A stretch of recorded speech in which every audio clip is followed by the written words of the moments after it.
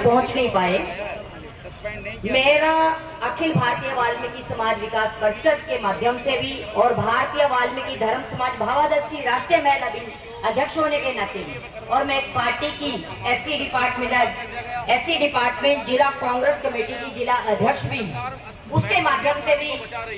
यहाँ पर उपस्थित नहीं हूँ। सिर्फ और सिर्फ मैं इंसानियत और एससी समाज की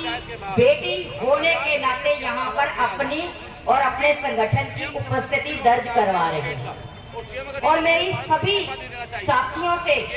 जितने भी यहाँ हमारे सीनियर सिटीजन बैठे हैं, मातृशक्ति बैठी है, युवा साथी बैठे हैं, इसको बड़े धैर्य और शांति के साथ जितना आपने अभी तक निभाया है,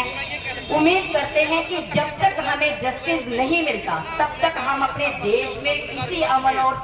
शांति के साथ इस प्रोटेस्ट को आगे बढ़ाएंगे। और महापंचायत की जो भी 31 मेंबर कमेटी है, इसके अंदर जितने भी जस्टिस से जुड़े हुए व्यक्ति हैं, लॉ एंड ऑर्डर को जानते हैं, जिनको कानून का पूरी तरह से समझ है, मेरी बेटी भी जुडिशरी में है,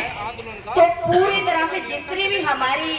इस महापंचायत की जुडिशरी जो भी निर्णय लेगी, हमारे दोनों संगठन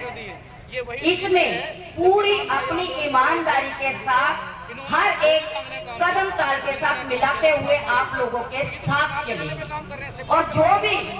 न्याय के लिए हमें जिस भी तरह का प्रोटेस्ट करना पड़ा, उस प्रोटेस्ट में पूरे धैर्य और शांति और पूरी लगन के साथ आपकी इस महापंचायत को हमारा पूर्ण रूप से समर्थन रहेगा और पूरे देश में रहेगा। और जो लोग यहाँ पर आज उपस्थित नहीं हो पाए, उनकी तरफ से भी यही मैसेज है कि हम आपके साथ हैं और वाई पूरण सिंह जी के पूरे परिवार के साथ हैं। और अपनी महापंचायत को हम यही आश्वासन देते हैं, आज इस जमीन पर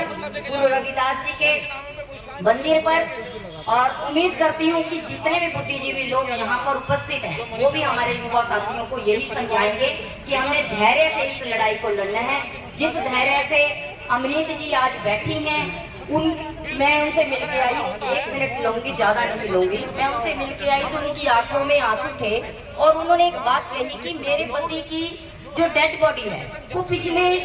6 दिनों में 5 जगह ट्रांसफर कर दी गई है। तो अब आप देखें उसमें कितना कुछ डैमेज कर दिया गया होगा, कितना कुछ उसमें इन्वॉल्वमेंट कर दिया गया होगा, तो जस्टिस वाली कोई बात उनको नजर नहीं आ रही। तो अब हमारी एकता में ही सबसे बड़ा जस्टिस है, तो हमें सबको मिलकर इस न्याय की लड़ाई को लड़ना है और धैर्य और शांति के साथ लड़ना है। उम्मीद करती हूँ कि हम सब इस संघर्ष की लड़ाई को आगे बढ़कर बहुत अच्छे से लड़ेंगे और सरकारों को भी ये दिखाएंगे। और हमारी जो राष्ट्रपति हैं वो भी दलित हैं, मैं भी उम्मीद करती हूँ कि हम अपने संगठन के माध्यम से उनको भी एक ज्ञापन देंगे। और कल कांग्रेस पार्टी की तरफ से भी हमारा सभी कार्यालयों पे 10 बजे का कार्यक्रम है, हम उसमें भी अपनी भागीदारी निभाएंगे। और हमारी जो CLP लीडर है कांग्रेस की,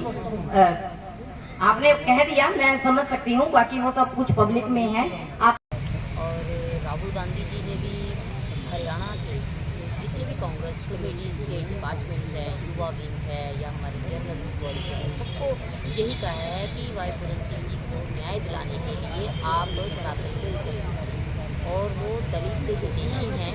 वो मानते भी हैं इस चीज़ को कि देश में जो इतनी शर्मनाक घटनाएं हुई हैं, इन शर्मनाक घटनाओं को अंकुश लगाने के लिए